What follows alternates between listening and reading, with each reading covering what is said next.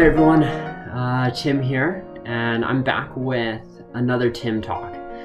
But not just a Tim Talk today. I have some explaining to do, a little bit of news, I don't know. As you may have noticed, I haven't been on many of the Team Terra videos recently.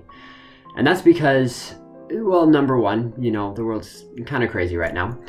But number two, there are some big changes happening in my own life personally. I may or may not be getting married in the near future. Because of that, my involvement with Team Terra is probably going to be a little bit less in the near future. I'll still be there. Don't worry, I'll still be a part of Team Terra.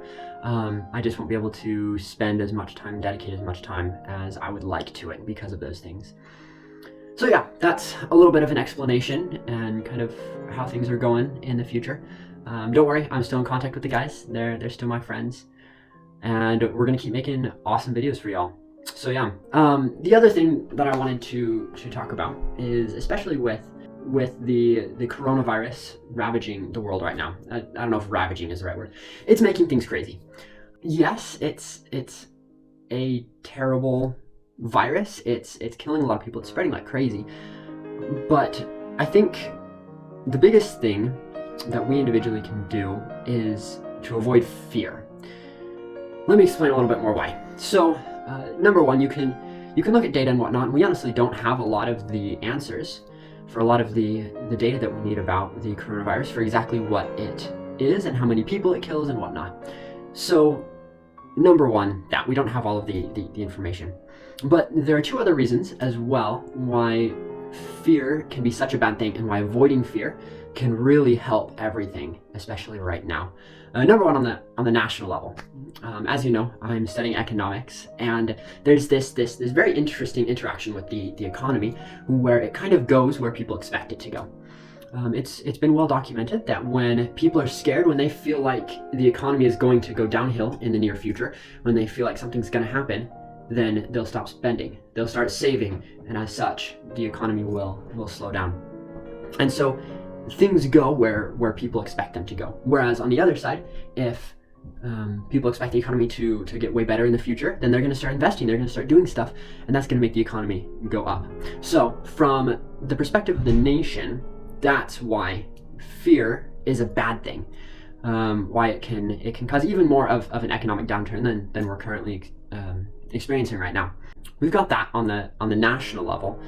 But another thing on the national level is that, with fear, when you are in a state of fear, you are all the more eager to listen to someone who sounds like they know what they're doing, right?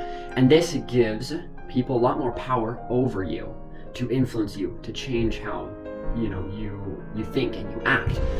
But as we all know, there aren't always the best of intentions when people are trying to influence you to behave or act in some way. And so not having fear can protect us from just blindly following people or blindly following things in this time of enhanced fear, and people want to take advantage of that at some points. Also, just on a personal level though, without these national considerations, a life of fear is not a great life to live. I can understand there are things going on right now. Right now, the governor of my state has instituted a quarantine order. That's what I was looking for. He's issued a quarantine order that you can't leave your home except for necessary things like grocery shopping, doctor's visits, and whatnot. And with stuff like that going on, life is definitely changing, but fear doesn't help. It doesn't make life any better to live, because when you're scared, you don't do things, and then you're not productive, you're not accomplishing things, you're just kind of languishing in your own fear at home. And that is not a good way to live life. Look at the bright side, keep yourself informed. Lack of knowledge is one of the biggest things that causes fear. So if you're informed, you won't have as much fear because you'll know what's going on, you'll know accurately what to expect. And when you're not afraid, you can make do with life in so many ways. Even though a lot of things are not going the way that they usually are right now, you can experiment. You can do things. You can make the best of your situation. I've been hearing about all these bakeries and whatnot who have turned around since bakery sales are way down right now. Who wants to go to a bakery when you get to have the chance of catching the coronavirus? But these bakeries have switched around to selling bake-at-home kits. They're selling kits of all the ingredients and the supplies that you need to bake a loaf of bread at home, which is absolutely genius. Taking advantage of what people want right now and changing what they're doing to work off of that.